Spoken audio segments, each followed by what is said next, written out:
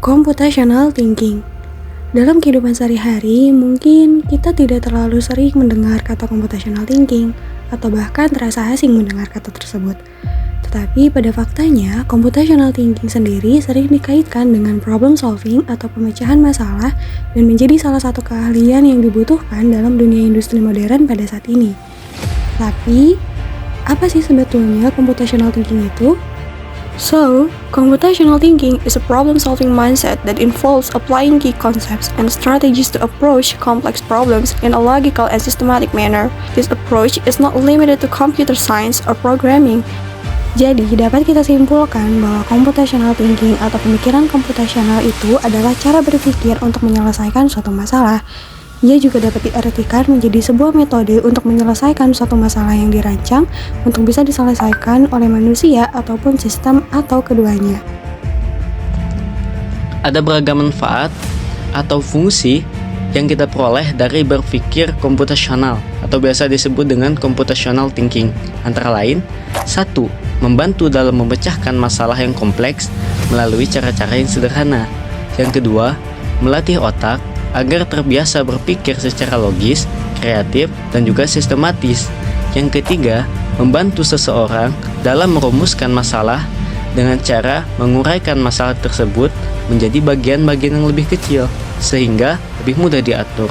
Yang keempat, membantu dalam melakukan identifikasi, analisa, serta implementasi solusi dengan berbagai cara dan sumber daya secara efisien dan efektif. Computational thinking memiliki 4 indikator, yaitu dekomposisi, abstraksi, pengenalan pola, dan algoritma. Nah, pada masalah kali ini kita akan menyelesaikan masalah cara mensolatkan jenazah dengan cara computational thinking. Nah, kita akan menuju ke indikator pertama, yaitu mendekomposisikan cara mensolatkan jenazah. Tetapi sebelum kita mendekomposisikan, kita harus tahu dulu apa itu dekomposisi. Nah, dekomposisi itu yaitu memecahkan data, proses atau masalah yang kompleks menjadi bagian-bagian kecil atau menjadi suatu hal yang mudah dikelola. Nah, jadi mendekomposisikan cara mensolatkan jenazah itu ada 6 komponen, yaitu pertama niat, yang kedua takbir pertama, yang ketiga takbir kedua, yang keempat takbir ketiga, yang kelima takbir keempat, dan yang terakhir keenam yaitu salam. Abstraksi yaitu mampu melakukan generalisasi dan mengidentifikasi prinsip-prinsip umum yang menghasilkan pola, tren, dan juga keteraturan tersebut. Nah, di abstraksi ini yaitu ketika mensolatkan jenazah, kita harus mengetahui terlebih dahulu apakah jenazah tersebut laki-laki atau perempuan.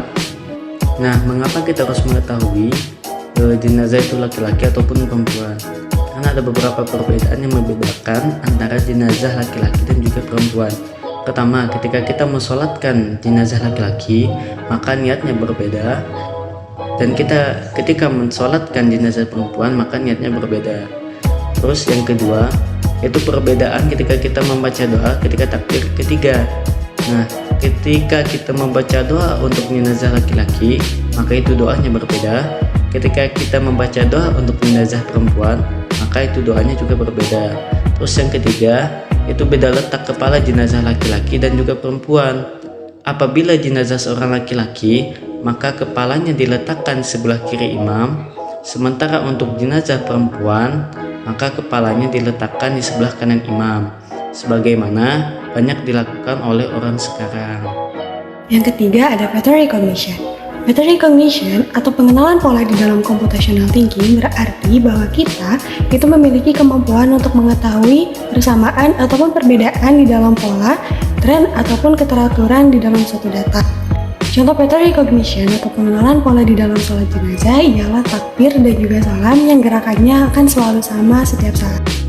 Pembahasan selanjutnya mengenai computational thinking adalah algoritma. Apa itu algoritma? Algoritma merupakan suatu proses pengembangan solusi, langkah demi langkah atau urutan yang harus diikuti untuk menyelesaikan suatu permasalahan. Dalam materi yang kita ambil yaitu cara mensolatkan jenazah. Dalam mensolatkan jenazah dilakukan dalam keadaan berdiri, tidak ada ruku, sujud, serta duduk. Yang pertama, cara mensolati jenazah adalah ada niat. Niat untuk mensolati jenazah laki-laki dan perempuan tentunya berbeda. Untuk mensolati jenazah laki-laki, niatnya adalah usolli ala hadza maiti arba'at takbirati fardhu kifayati mamum ta'ala. Jika kita seorang makmum, jika kita seorang imam, maka makmumnya diganti dengan imaman.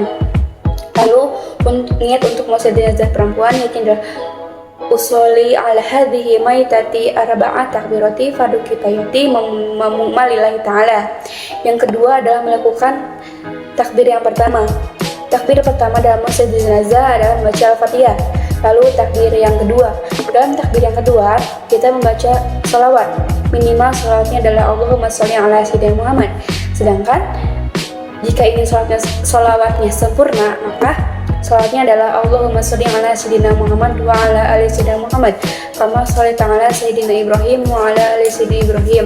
Wa barik ala sayyidina Muhammad wa ala ali sayyidina Muhammad. Kama barakta ala sayyidina Ibrahim wa ala ali sayyidina Ibrahim fil alamin innaka Hamidum Majid. Lalu kita takbir yang ketiga. Dalam takbir ketiga kita membaca doa.